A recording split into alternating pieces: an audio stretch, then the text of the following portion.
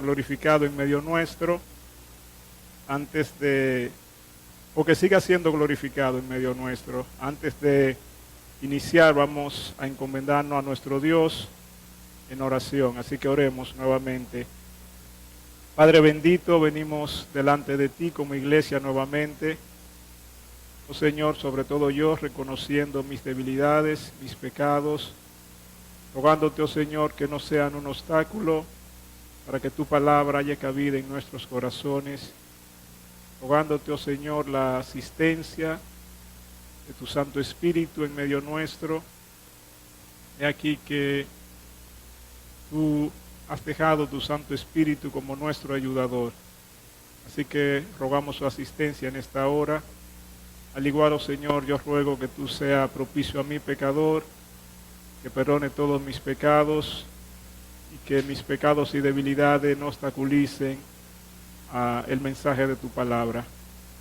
Sigue tú con nosotros en esta mañana. En Cristo te lo rogamos. Amén. Bueno, nuevamente yo voy a seguir hablando de la oración.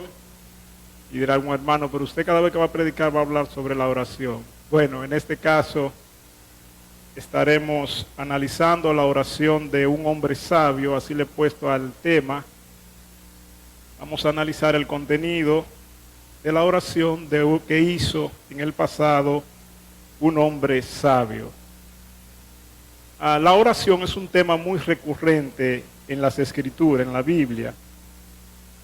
De hecho, ustedes recordarán aquel evento cuando el Señor Jesucristo en un momento dado fue al templo y encontró que allí lo que se estaba haciendo negocio. En medio de el encuentro que él estuvo allí, citó una frase o citó unas palabras del profeta Isaías cuando él dijo: mi casa será llamada casa de oración. De modo que cuando a usted lo invitan a un restaurante, qué sé yo, que tenga el nombre, por ejemplo, la Casa del Pollo, rápidamente a su mente vendrá que ahí lo que se vende es pollo por todos los lados, frito, asado, guisado, de todas las formas. De modo que parece ser que Dios, en un sentido, ve su pueblo, su congregación reunida, sobre todo orando. En muchas iglesias, por ejemplo, diríamos, iglesias locales, por la forma en que están compuestas, se dice, por ejemplo, hoy es culto de adoración y tal día culto de oración. Y como que el domingo es un día que quizá lo que nosotros hacemos a veces, que reúnanse en grupo y oren, eso no se hace, porque se entiende que es un día para enseñar y alabar. Sin embargo, uno ve este texto y dice, o ve como si Dios diera más importancia a la oración que a las demás cosas. Una predicación sin oración o sin el favor de Dios sería una predicación vana, sería una predicación vacía.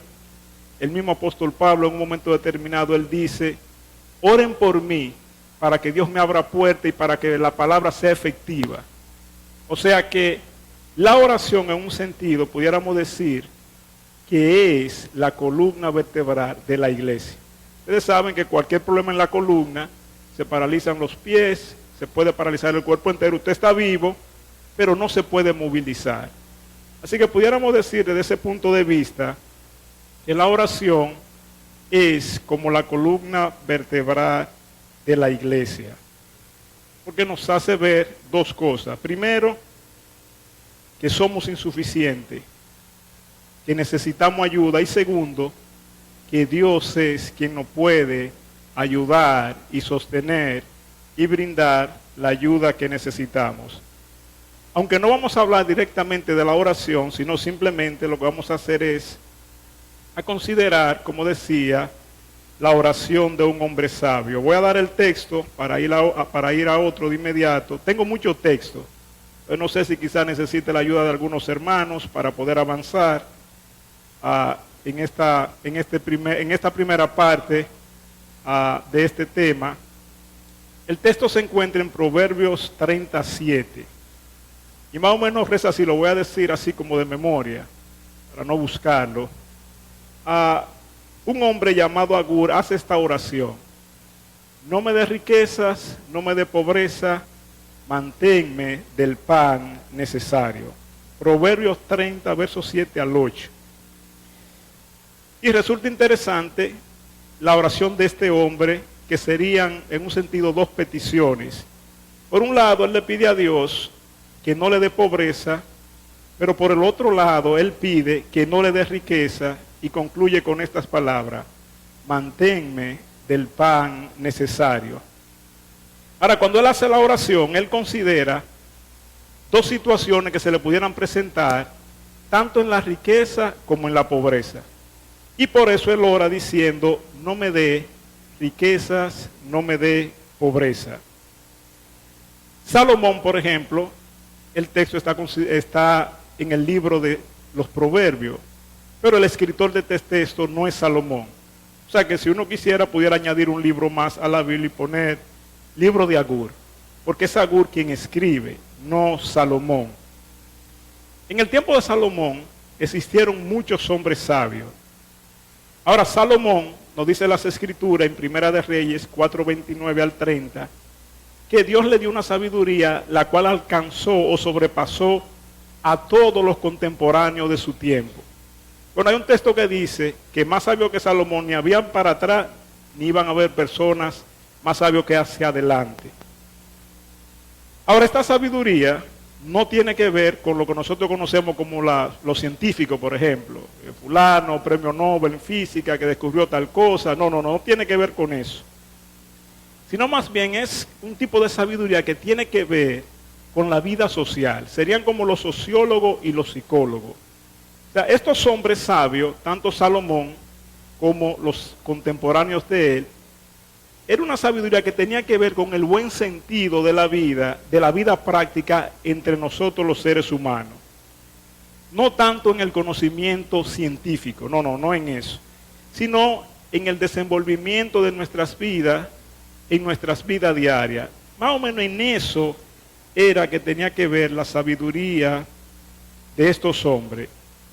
Y aquí tenemos a uno de ellos en Proverbios capítulo 30, ahora sí voy a ir allá, verso 7 al 8. Voy a leer el primer texto. El verso 1 dice: palabra de Agur, hijo de Jaque, la profecía que dijo el varón Aitiel y Aucal. Lo primero que habla de este hombre sabio, es que es como si él fuera a enseñar dos personas. Él tiene dos discípulos a los cuales él dirige sus escritos. Nos dice un varón que se llama Itiel y a otro que se llama Ucal. No nos habla, el texto no nos indica si este hombre existió en el tiempo de Salomón o antes o después, no lo sabemos. Tampoco conocemos su genealogía, de dónde él viene, si es un israelita o si es un sabio del oriente ahí cercano a Salomón. El texto no nos señala eso. Pero sí podemos concluir que este hombre, primero, es un hombre sabio y segundo, que es un hombre creyente por la forma en que él dirige sus palabras al Señor. Entonces en el verso 7, voy a leerlo nuevamente, dice: dos cosas te he demandado, no me la niegues antes que muera. Vanidad y palabra mentirosa aparta de mí. No me des pobreza ni riqueza, manténme del pan necesario. No sea que me sacie y te niegue y diga: ¿quién es Jehová? O que siendo pobre hurte y blasfeme el nombre de mi Dios. Entonces resumimos la oración de este hombre en dos grandes peticiones: no me dé riqueza ni tampoco me dé pobreza. Entonces él, tanto en la pobreza como en la riqueza, él ve dos peligros para su alma. Él dice: en la riqueza, como hombre sabio, son hombres que están observando la gente que vive a su alrededor. Imagino que él habrá observado que la gente, cuando es rica, tiende a subir su orgullo y a pensar que ya no depende de Dios. Entonces él dice: no, yo no quiero riqueza porque no quiero olvidarme de ti. Pero además, este hombre sabio también ha observado la vida de los pobres o de los necesitados y se ha dado cuenta que tanto en la riqueza como en la pobreza existe un peligro para el alma del creyente o para su propia vida, en el cual él se da cuenta que en ciertas situaciones son más propicias o el ambiente es más adecuado para uno pecar contra Dios. Entonces él dice, yo no quiero ni riquezas, tampoco quiero pobreza. Ahora noten ustedes que sus motivos son plenamente santos. Él dice, para no pecar contra Dios. O sea, él quiere evitar ambos extremos, por un lado la riqueza, por otro lado la pobreza, porque no quiere pecar contra Dios. O él quiere encontrar un ambiente adecuado para llevar una vida más agradable a Dios. Y desde ese punto de vista es que vemos la sabiduría de este hombre en él conocerse a sí mismo, en él conocer la naturaleza humana. Ahora resulta interesante que él le dice a Dios, no me dé riquezas, no me dé pobreza. Ahora, en esta mañana nos vamos a concentrar en la primera petición, no me dé pobreza. O sea, nos vamos a concentrar en la pobreza. La oración que él hace resulta una oración extraña, porque él está orando sobre una situación que aún no ha pasado. O sea, normalmente uno ora sobre una situación que uno tiene, no sobre algo que no ha llegado. Me explico. Uno no ora, por ejemplo, Señor, mira, yo te pido que no me cancelen del empleo. Uno como que no ora así, porque eso no ha llegado, sino que uno ora sobre una situación que uno tiene. Entonces la petición de él está dirigida hacia algo que posiblemente no ha llegado, que le dice a Dios, no me dé eso. Uno no ora, por ejemplo, como repetía, Señor, te ruego que no me cancelen del empleo. No, pues si uno no ve una situación difícil, uno no ora así. Él entonces enfoca su oración sobre algo que no ha llegado. Cuando usted está en salud, usted no dice, Señor, yo te pido que no me enferme. No, tampoco. Sino que cuando uno está enfermo es que uno invoca a Dios para que le sane. Entonces él ora a Dios diciendo, no permitas esta situación. No me dé pobreza, no me dé riqueza. Ahora, la manera de él orar parece como un poquito arrogante, porque parece como si él estuviera dando una orden a Dios. Él dice, no me la niegues antes que muera. O sea, es como si él estuviera orando, pero en su oración él está mandando una orden a Dios. Yo quiero que tú me des esto, y quiero que me lo dé antes que yo muera. Pero sin embargo, lo que podemos decir es que Agur está expresando el deseo de su corazón.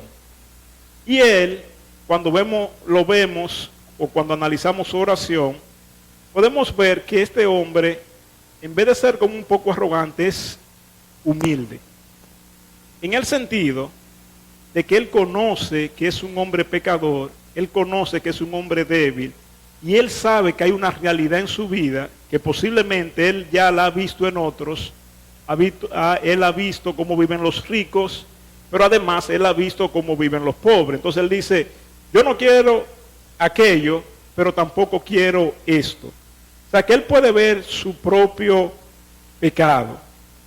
Pero además, en la oración que él hace, él sabe que Dios es soberano.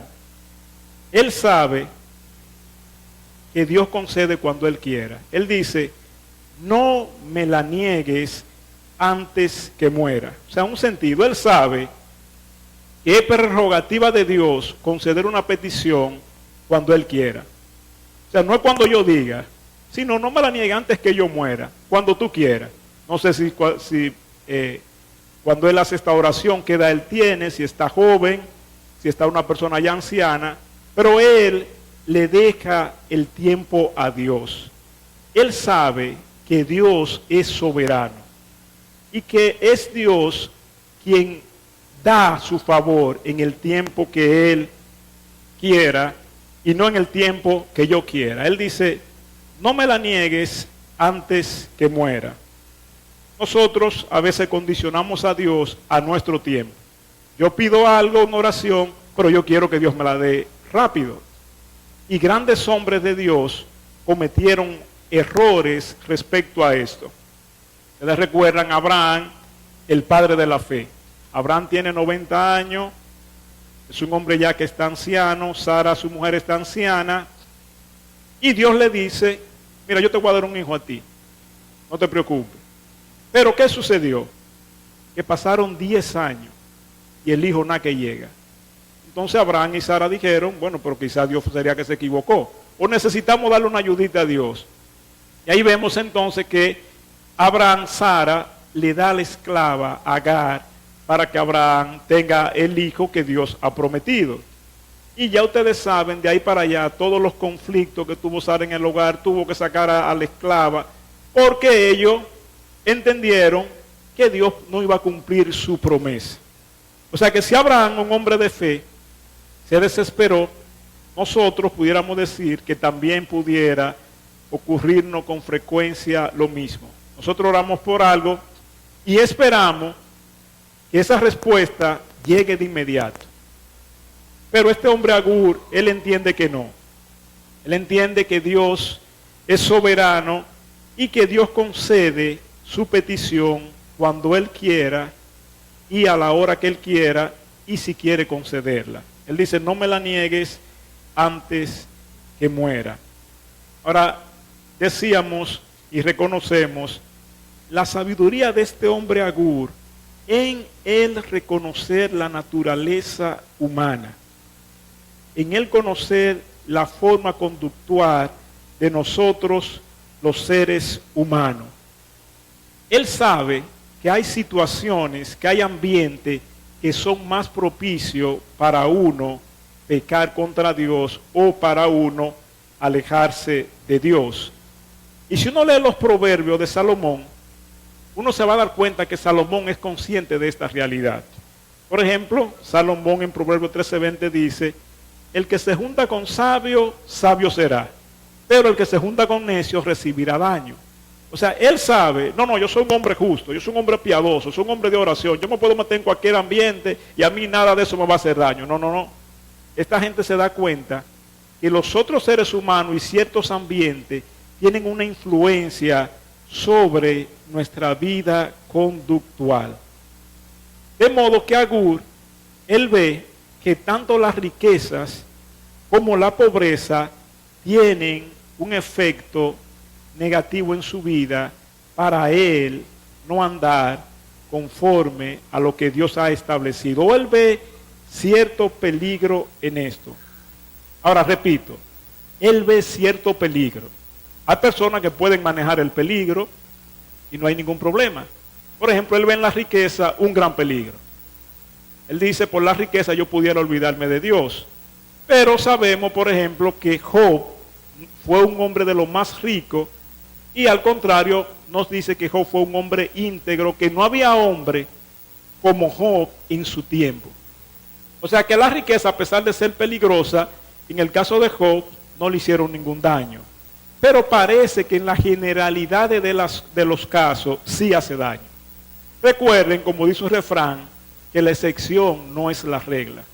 Nosotros vivimos en medio de grandes peligros, que a la vez nos ofrecen grandes beneficios, si son manejados adecuadamente. Por ejemplo, rodeado de bombas de gas. Usted en su casa tiene un cilindro de gas, algo sumamente volátil, explosivo, peligroso, pero si usted lo maneja adecuadamente, eso no representará ningún peligro para usted. Usted anda en un carro con combustible, usted no anda pensando, pero si este tanque va y explota o se enciende el carro, o sea, uno no anda pensando en eso, pero usted anda con un peligro real ahí.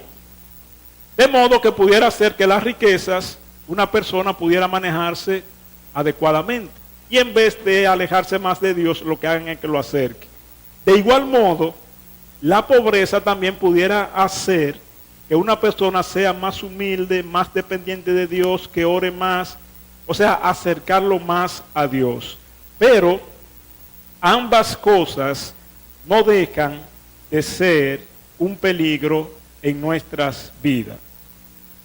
Ahora, respecto a la pobreza, a muchos hombres piadosos exaltan la pobreza y dicen, bueno, la pobreza es un buen estado, el Señor Jesucristo fue un hombre pobre, así que vemos la pobreza como un signo de piedad. Pero diríamos que es como una piedad como volátil, una piedad que no es real. De hecho, yo creo que a los sacerdotes, si no estoy equivocado y si me equivoco ustedes me corrigen, lo ponen a hacer un voto de pobreza. Porque si el Señor Jesucristo fue pobre, no hay ningún problema en que tengamos o en que seamos pobres. Pero debemos recordar que el Señor Jesucristo fue sin pecado, era perfecto. O sea que a lo que Jesús le podía, a lo que nosotros no es un problema, quizás Jesús no. La pobreza a Jesús quizás no le era un asunto que pudiera desenfocarlo de su propósito. Sabemos que era de carne y hueso, le daba sed, le daba hambre, pero era un hombre perfecto y sin pecado. Contrario a nosotros que tenemos una naturaleza caída. Ahora debemos reconocer y decir que la pobreza, la Biblia no la ve como un pecado. No. La pobreza no dice que una persona es pobre a causa del pecado, o que la pobreza en sí es un pecado. Ahora, la realidad nuestra es que nadie quiere vivir en pobreza. A todo el que le preguntan respecto a esta oración de Agur, todos estamos de acuerdo, sí Señor, no nos dé pobreza. Todos estamos de acuerdo en esa petición, en que podemos ver que la pobreza puede representar en un gran obstáculo para nuestras vidas.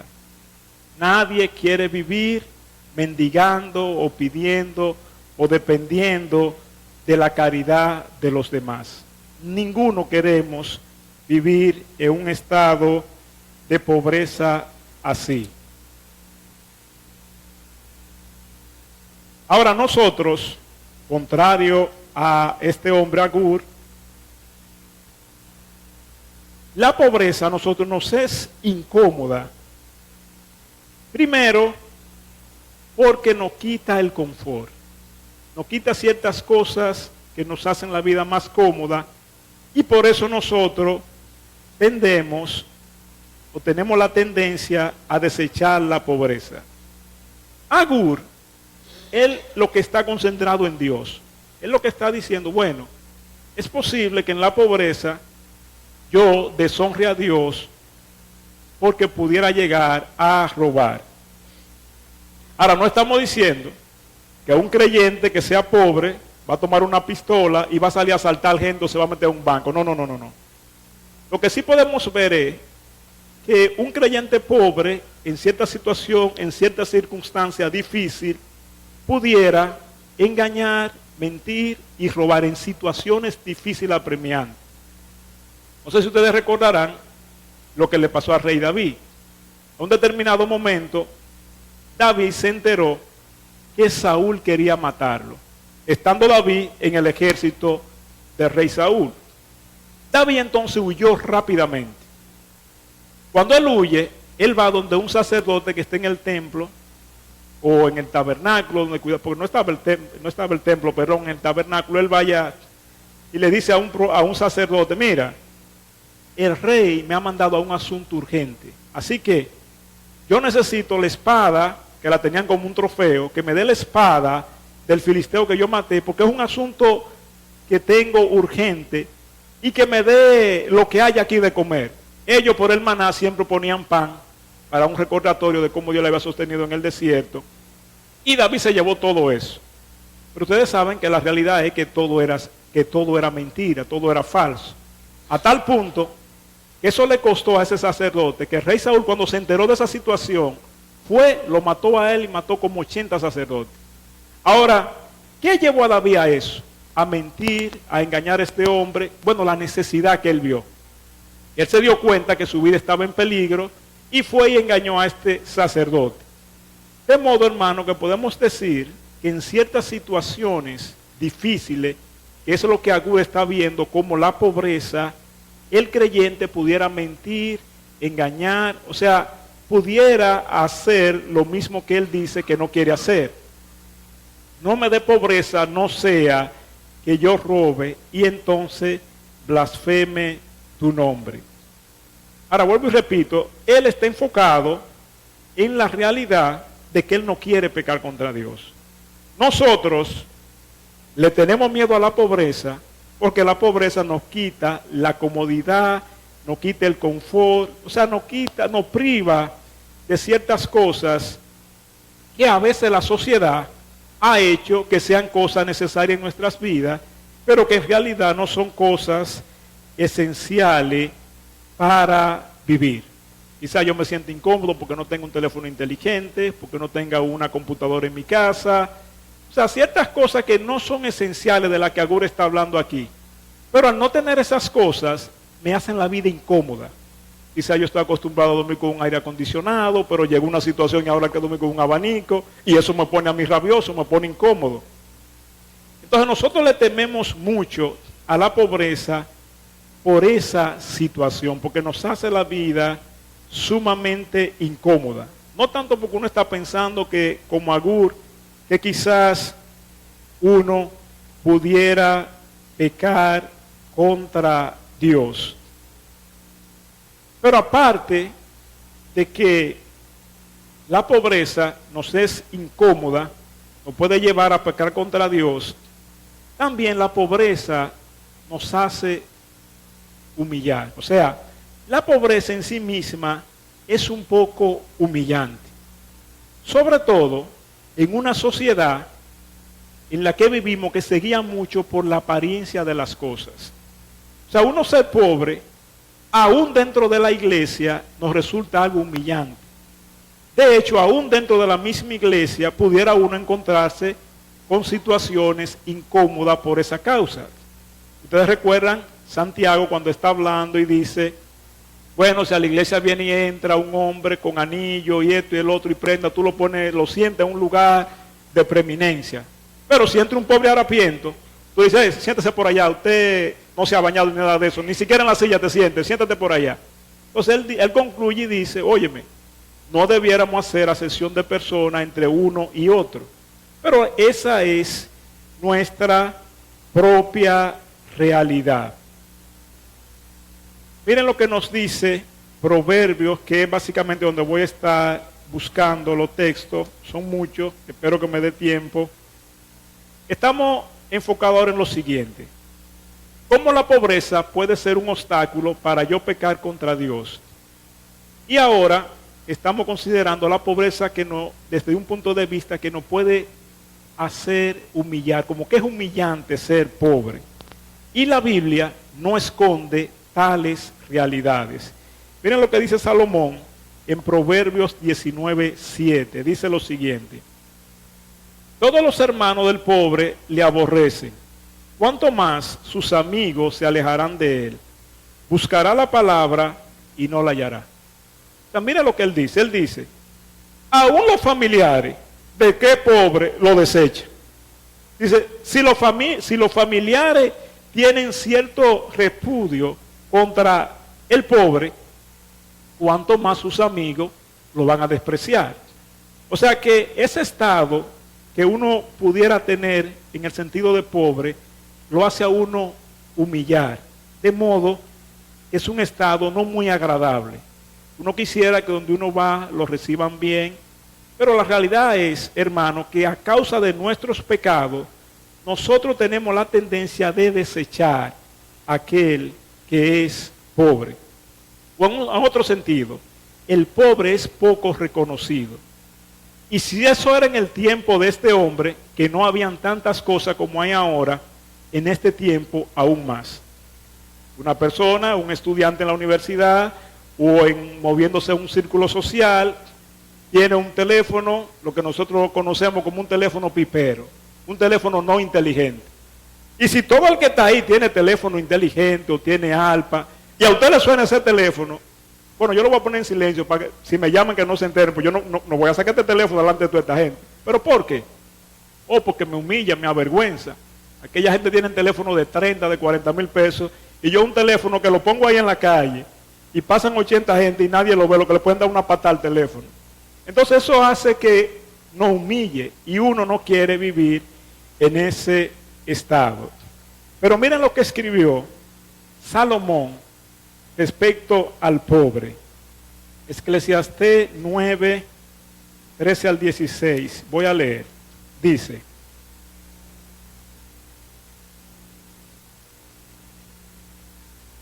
también vi esta sabiduría debajo del sol, la cual me parece grande. Una pequeña ciudad y pocos hombres en ella. Y viene contra ella un gran rey, y la asedia y levanta contra ella grandes baluartes. Y se halla en ella un hombre pobre, pero sabio, el cual libra la ciudad con su sabiduría, y nadie se acordaba de aquel hombre pobre. Entonces dije yo, mejor es la sabiduría que la fuerza, aunque la ciencia del pobre sea menospreciada y no sea escuchada sus palabras. Salomón, él ve una ciudad, o usa la metáfora de una ciudad, para destacar cómo el pobre no es tomado en cuenta, y dice: hay una ciudad pequeña, tiene pocos hombres, y se le presenta una situación difícil. Viene un ejército y la rodea la ciudad, levanta torres a su alrededor, y cuando ya están al borde de conquistarla, en esa ciudad, entre esos hombres, había un tipo que era pobre, pero que era un tipo sabio. El hombre parece que se reúne con los pocos soldados que tiene ahí, arma un plan, dice todo lo que hay que hacer, y efectivamente la ciudad es librada y ellos vencen a sus enemigos. Y la ciudad no es conquistada. Pero miren lo que dice el texto: y nadie se acordaba de aquel hombre pobre. Es más, después lo olvidaron. O sea, en vez de tener a este pobre como un héroe, no, ellos se olvidaron de él después. Entonces él dice: la ciencia del pobre es menospreciada. Usted va a una reunión, y si todo el que está ahí es rico y usted es un hombre de un nivel económico mucho más bajo, usted casi no lo oyen ahí. Los ricos hablan y todo el mundo escucha. Pero si es un pobre, no menosprecian la sabiduría de ese. Salomón reconoce esa realidad. O sea, que de modo que nosotros no queremos la pobreza, o que la pobreza pudiera ser un obstáculo en nuestras vidas, aún en nuestro medio social, aún para nosotros servir a nuestro Dios. Agur sabe, además, que la pobreza es una circunstancia, crea un ambiente en el cual, como decía anteriormente, nos puede provocar en nosotros alejarnos un poco más de Dios, o vivir una vida que pueda ser de ofensa a Dios. Por ejemplo, en Isaías 8:21, no lo voy a buscar porque son muchos textos, nos habla de que personas con hambre, por ciertas situaciones, nos dice que ellos iban maldiciendo a su Dios. La situación, el hambre. Yo no quiero burlarme de los barrios porque yo soy de un barrio, pero cuando usted ve la noticia, por ejemplo, los noticiarios locales, la mayoría de los conflictos suceden en los barrios. La mayoría. Un pleito allí, que se estaban tomando unos tragos y se armó un rebú. Casi todos los conflictos en los barrios se dan. Un pleito entre un vecino con otra vecina. Entonces uno dice, pero ¿y por qué se dan tantas situaciones tan difíciles en los barrios? Casi siempre las urbanizaciones, mientras más alto nivel económico son, usted allí no ve tanto problema, discusiones, pleitos, no ve tanto eso. Y yo digo, a lo mejor será por la escasez económica que se aman tantos problemas. Porque la gente con hambre y con problemas económicos no piensa mucho, y ante una mínima palabra de ofensa, se enredan y se van a la trompa, como dice. Ante una pequeña cosa que usted no ve en los sectores de mayor clase social económica. Entonces uno concluye y dice, parece que la pobreza en realidad es un problema para nosotros. Ahora, pregunta, ¿a qué tipo de pobreza es la que Agur se refiere?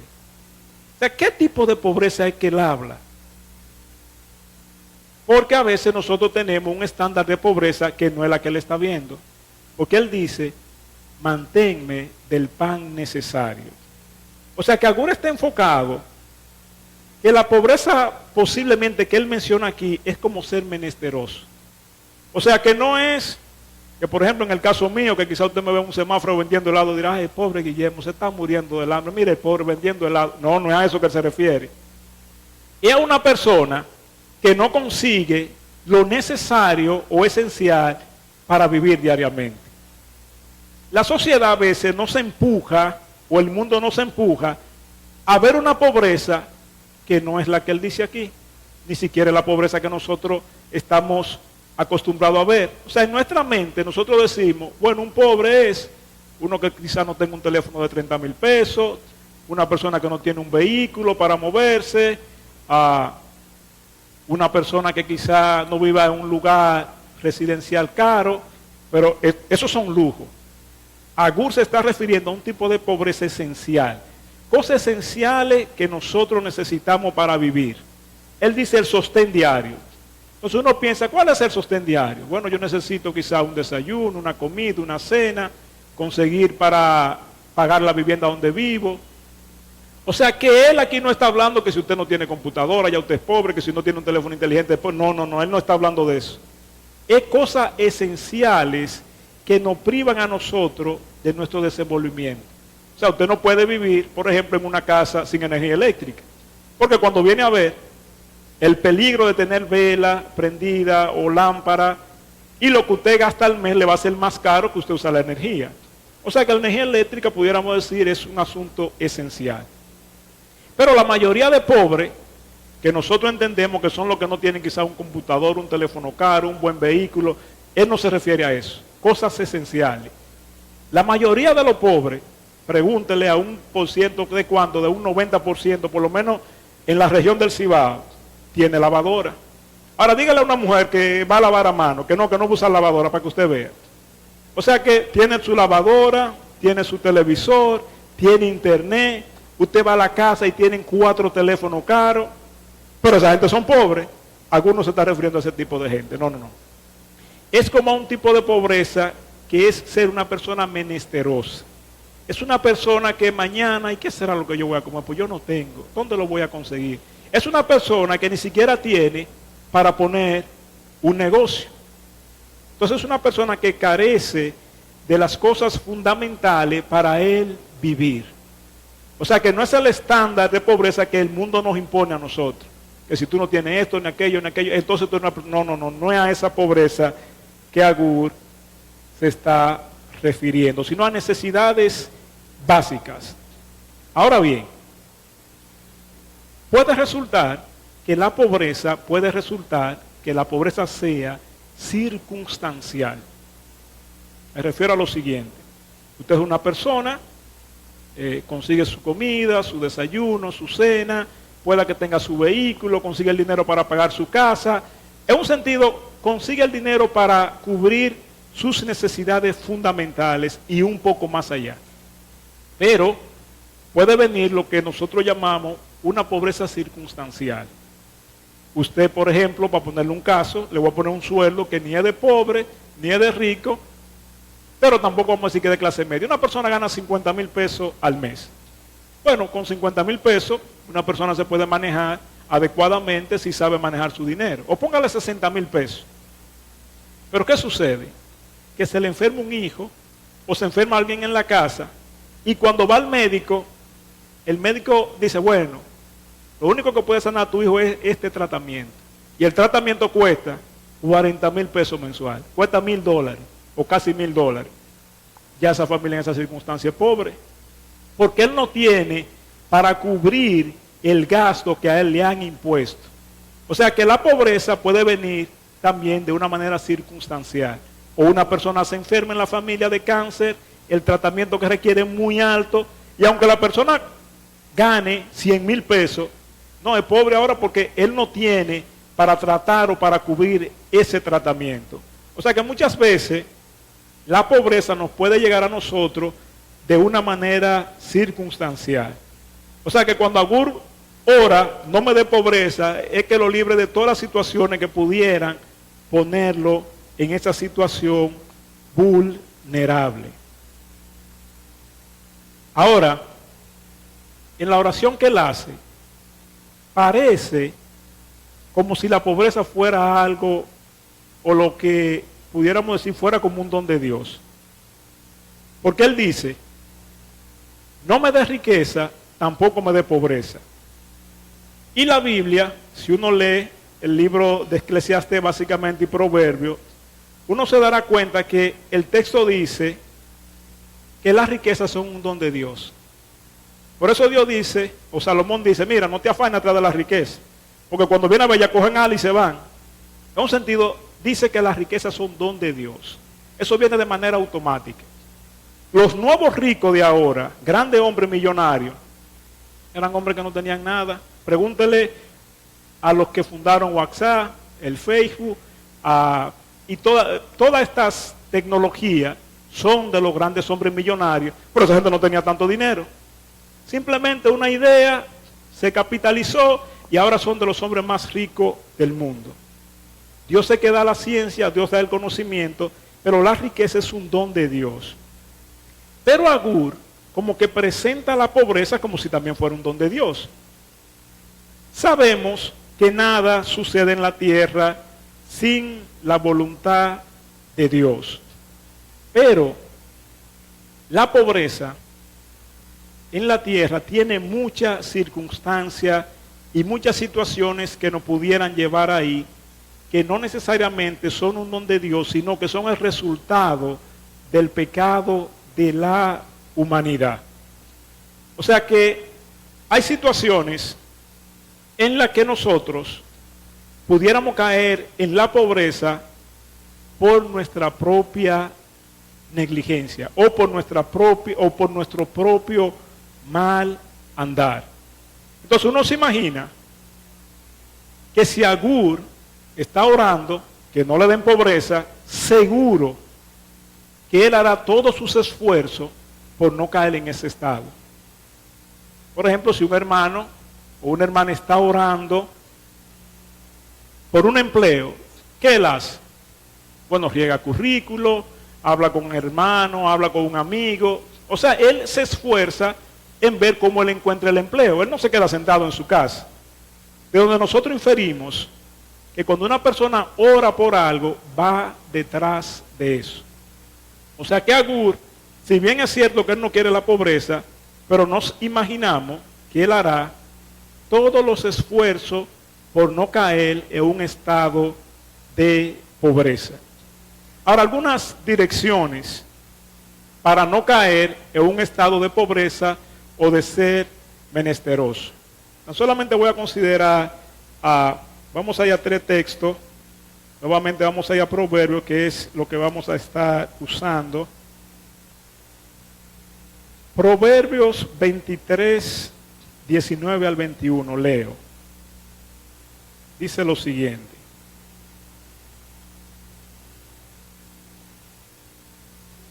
No te entremetas con los malignos.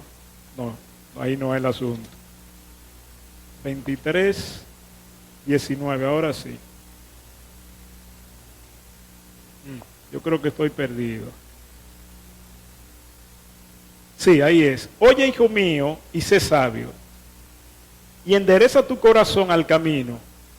No esté con los bebedores de vino, ni con los comedores de carne, porque el bebedor y el comelón empobrecerán, y el sueño hará vestir vestidos rotos. Noten ustedes la situación que presenta Salomón. Salomón dice, bueno, hay personas que no son pobres, pero tampoco son ricos. Tienen un sueldo más o menos, póngale usted de 50,000 pesos. Eso no es sueldo de pobre, tampoco es sueldo de rico. Pero, si usted empieza a usar su dinero, que los fines de semana quiere comer pizza, que el fin de semana quiere hacer esto, y coge la tarjeta y empieza a pasarla por cuanta cosa, si usted no es un buen administrador, dice Salomón, usted va a caer en la pobreza. Él dice, el hombre bebedor y comelón puede caer en la pobreza. Se compró, por un caso, se compró un queso para 3 días. No, pero se lo comieron en uno. Se compró un salami para 4 días, se lo comieron en 2. El pan que era para 3 días. Entonces él dice, Salomón une la pobreza a saber administrar, a ser buen administrador de los recursos que tú tienes. No es que yo no me privo de placer, yo todo lo que quiera comer como. No, espérate, hay que tener control. Él dice, ten cuenta porque el que le gusta mucho la francachela, la risole aquí, esto aquí, y no gana un tremendo sueldo, le puede caer la pobreza. Yo tengo amigos que trabajan en banco. Me dice una, mira, tú ves gente en el banco con tarjeta fusilada con 2 millones de pesos, volviéndose loco, con 1 millón de pesos. Pero gente que ganaba más de 100,000 pesos, que no encuentran qué hacer, no encuentran qué garantía poner. Entonces una persona, ¿cómo cayó en ese estado?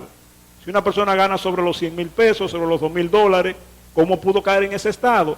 Por esto que dice Salomón.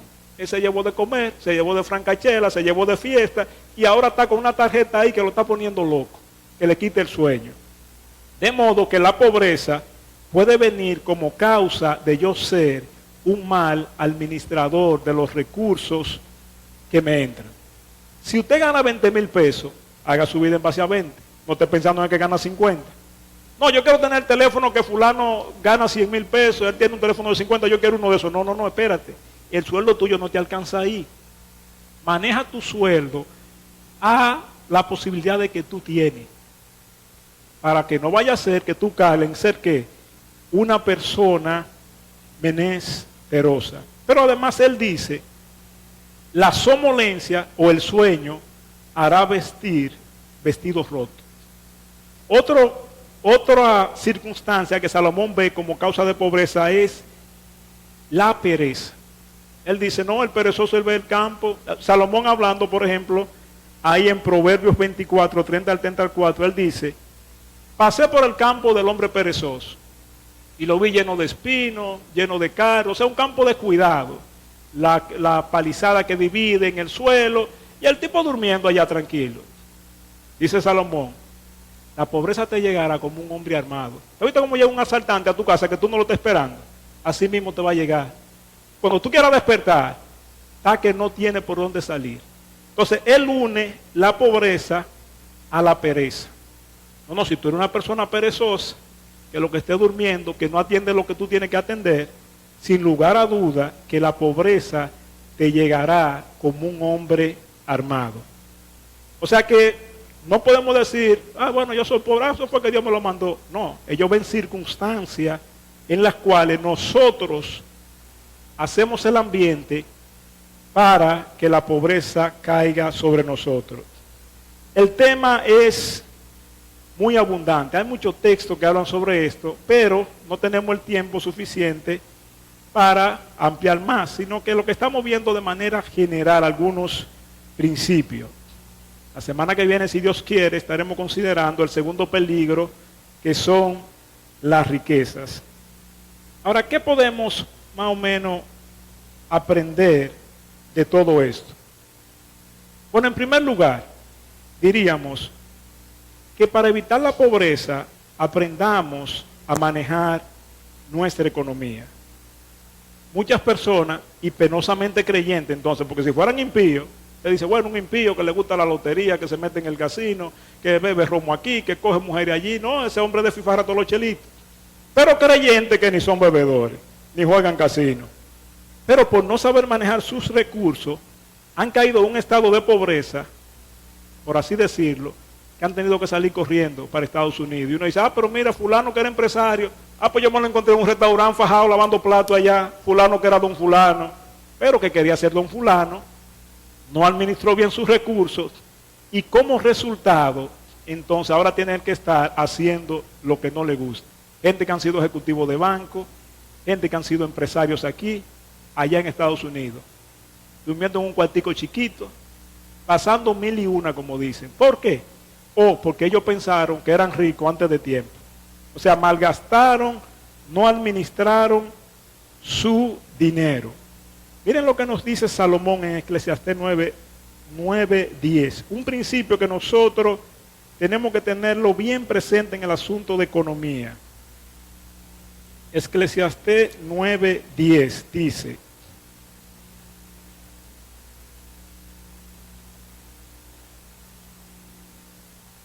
no, yo creo que me equivoqué de cita.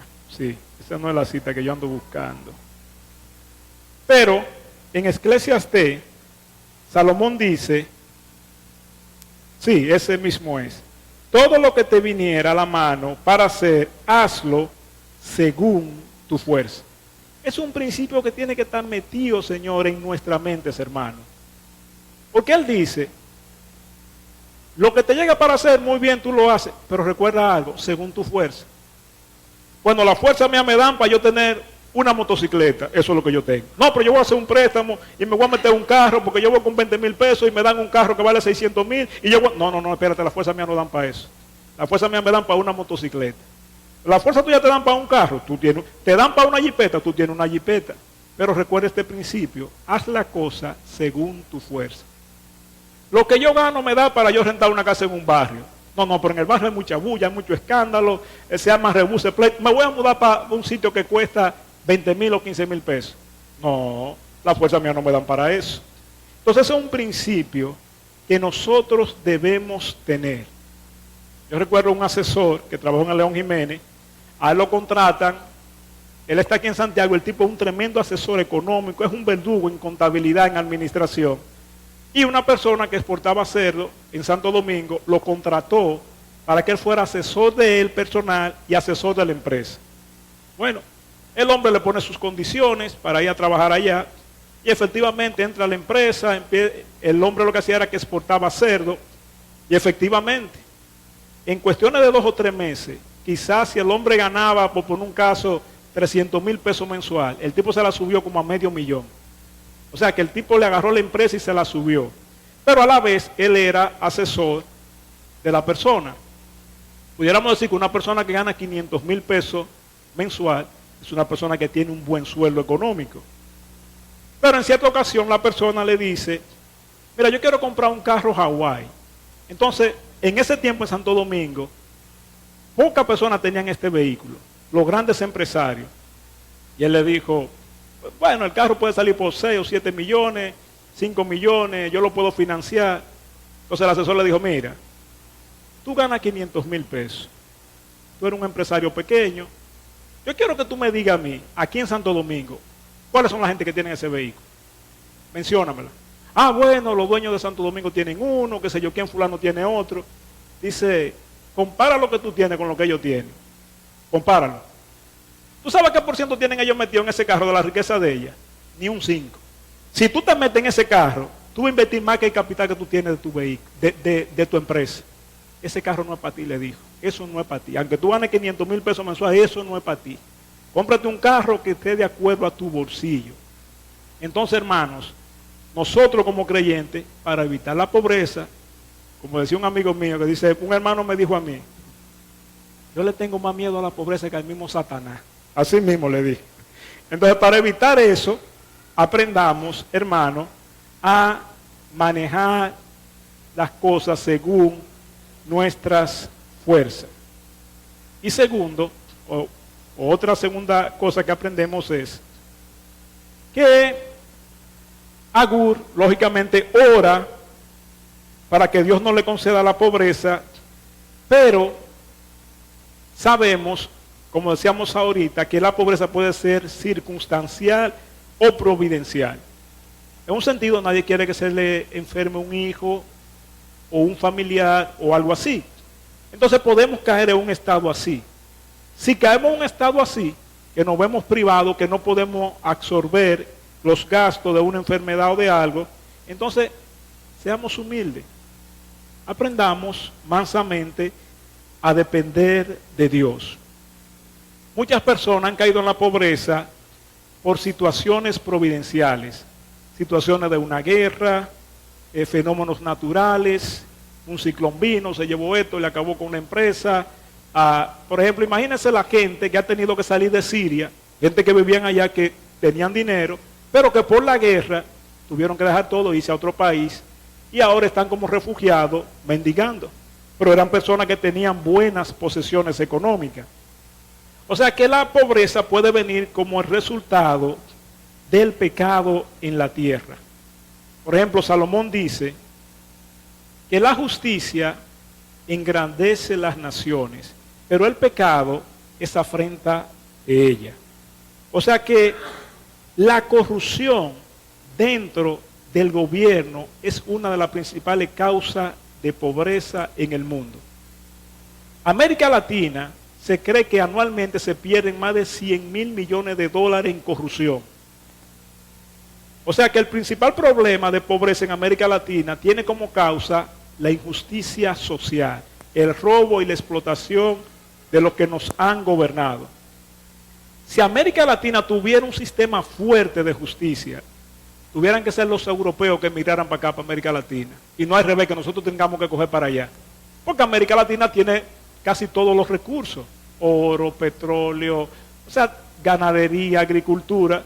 Y hay países en Europa que no tienen ni uno de esos recursos. Sin embargo, son países prósperos económicamente.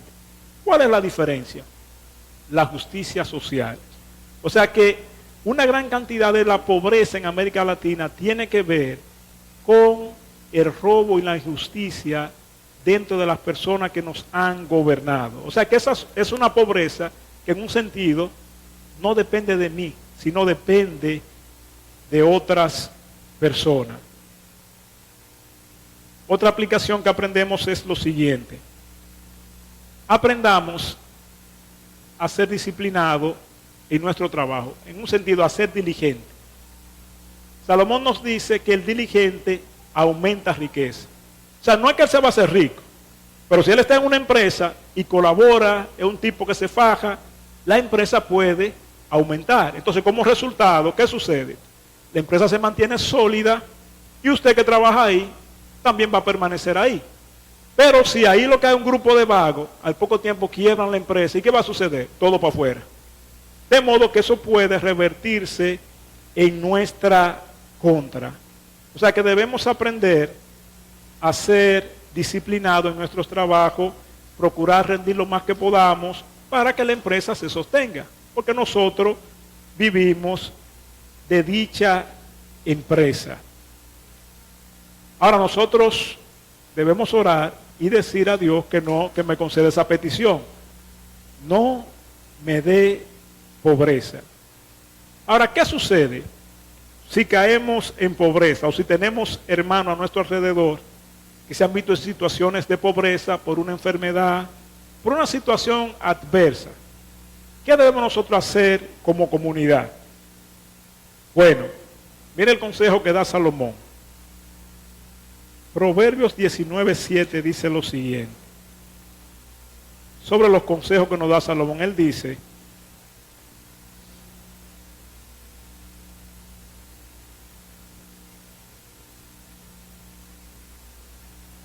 Proverbios 19:7 cita lo siguiente. Dice, no, ese no es el texto que yo estoy buscando, otra vez me equivoqué. 19:17 dice: a Jehová presta el que da al pobre, y el bien que ha hecho se lo volverá a pagar. Si un hermano en la iglesia cae en una situación que no puede enfrentar, dice Dios, a Jehová presta el que da al pobre. Y dice que Dios no se va a quedar con lo de eso, dice que se lo devolverá. O sea que yo creo que si viene un gran hombre millonario y le dice a usted, mira, fulano, sabe que fulanito tiene cierto problema, una situación difícil ahora mismo, tiene una situación económica que no puede enfrentar, hazme favor, préstale el dinero, préstale tanto, yo soy responsable. Bueno, como es un millonario que me está diciendo, ustedes fácilmente, así está bien, préstaselo, porque fulano se ha hecho garante. El texto señala que Dios se hace garante del pobre. Él dice, mira, al que al pobre da, es como si me estuviera prestando a mí. Y Dios, que es el dueño de todas las cosas, no podemos creer que Dios sea mala paga. Dice que Dios se lo devolverá. Ahora, es posible que Dios no se lo devuelva en dinero, es posible que sí, que multiplique más a tu economía, pero el texto señala con claridad que Dios se lo devolverá. Puede ser que no te lo den dinero, pero puede ser que te lo den protección, puede ser que te lo den salud. O sea, hay una serie de circunstancias que Dios no puede devolver, que tal vez nosotros no sabemos cómo. Ahora el texto sí señala, Dios, yo me hago garante del pobre. Al que al pobre da, le está prestando a Dios. Y Dios se compromete y dice, y yo se lo devolveré otra vez. O sea que, hermano, animémonos, y si un hermano cae en una situación difícil de que no puede cubrir sus gastos en ciertas situaciones, démosle generosamente. Que no le estamos dando, es prestándole a Dios que estamos. O sea, cuando yo le doy a un pobre, yo no le estoy dando, no, yo le estoy haciendo un préstamo a Dios. Y Él dice, yo te lo voy a devolver otra vez. Otra cosa que aprendemos es, ahí mismo, es que en nuestra naturaleza caída, hermano, penosamente tenemos que decirlo y ser realistas, uno tiende a menospreciar al pobre. Usted dice, no, pero tal vez yo no lo menosprecio, pero uno siempre tiene como cuidado con el que es más pobre, sobre todo por el hecho de cómo se ha multiplicado la maldad. Entonces él dice, así como Dios se compromete a pagar a quien da al pobre, miren ustedes que Dios toma muy en cuenta al pobre, como que Dios se hace responsable de la persona pobre. Y dice Salomón ahí en Proverbios 17:5, dice él, el que escarnece al pobre afrenta a su hacedor, y el que se alegra de la calamidad no quedará sin castigo. Entonces la parte contraria, el que al pobre da, le está prestando a Dios. Pero el que afrenta al pobre, el que se burla del pobre, dice, está ofendiendo a su hacedor. O sea que cuidémonos lo más que podamos en no despreciar a aquel que es más pobre que nosotros. O sea, despreciarlo, a desecharlo, porque en un sentido dice que el que afrenta al pobre es como si estuviera ofendiendo al mismo Dios, es como si estuviera deshonrando al mismo Dios. O sea que cuidémonos de ambos extremos. Procuremos en la medida de lo posible de ser generoso con el pobre, ser lo más bondadoso posible con el pobre. Y otra advertencia, y con esto termino. Dice Salomón en Eclesiastés 11:2, dice, haz el bien a uno, a dos y a cuanto tú pudieras en la tierra, porque tú no sabes el mal que vendrá sobre la tierra. En un sentido él dice, mira, aunque sea pobre, si tú le haces el bien, le está prestando a Dios. Pero como vivimos en un mundo caído, hoy tú puedes estar arriba, pero mañana tú puedes estar abajo. Así que procura hacer el bien a cuanto tú puedas, porque tú no sabes cómo la tierra anda girando, cómo pueda cambiar el pastel. Puede ser que cuando tú estabas arriba, puede ser que te vea abajo. Una historia que me pasó recientemente. Una vecina, casi familia de otra, muy allegada, le dice a la vecina, mira, yo quisiera, yo veo que como hay mucha confianza, tú tienes una lavadora ahí en tu casa que tú no usas. Mira, la mía se está cayendo a pedazos, apenas puede lavar. ¿Tú me puedes prestar esa lavadora? No, dice la vecina. Porque, no, porque tú no estás haciendo nada con esa lavadora. No, yo no la presto. Bueno, pues muy bien, no hay ningún problema. Pasa de eso como casi un mes. Y viene en la casa de la vecina que tiene las dos lavadoras y hay un cortocircuito. ¡Pam! Y se va la luz. Ustedes saben que Don Norte es efectivo para cortar la luz. Pero cuando usted tiene una avería en su casa, sobre todo si es en un barrio, a ellos les importa durar 3 días sin ir por ahí. 3 días sin luz.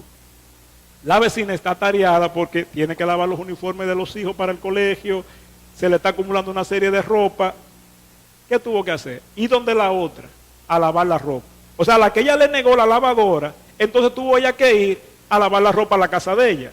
Entonces Salomón dice, mira, haz el bien a cuanto tú puedas, porque tú no sabes el mal que vendrá sobre la tierra. Así que, hermanos, concluimos diciendo esto. Si Agur, un hombre sabio, oró para que Dios, para evitar caer en pobreza, nosotros también oremos para no caer en ese estado, pero además ocupémonos de ser buenos administradores para no caer en el estado de la pobreza y que así podamos ayudar al hermano que en ciertas situaciones circunstanciales caigan en ese estado. Así que el domingo que viene, si Dios lo permite, estaremos considerando el peligro de la riqueza. Todos estamos de acuerdo en que la pobreza es un peligro terrible. Pero es posible que en la riqueza, no digan, no, yo creo que no, que las riquezas no son tan peligrosas. Pero el domingo, si Dios quiere, estaremos entonces considerando el peligro de las riquezas. Así que vamos a orar y que Dios bendiga su palabra en nuestros corazones. Oremos. Padre bueno, venimos delante de ti en esta mañana.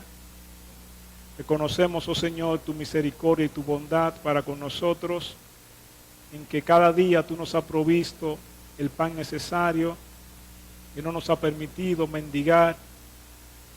Te alabamos y te damos gracias porque Jesucristo, en nuestra mayor pobreza y miseria, Él, siendo sublime, estando en su gloria, dejó toda su gloria, todo su trono, toda su riqueza, y se hizo pobre y se humilló para salvarnos a nosotros que estábamos perdidos en nuestros delitos y pecados. Te rogamos, oh Señor, que así como tú eres misericordioso para con nosotros, que tú nos ayudes también a ser misericordioso para con los demás. Sigue tú con nosotros en esta mañana y gracias por reunirnos una vez más. En el nombre de Cristo te lo rogamos. Amén.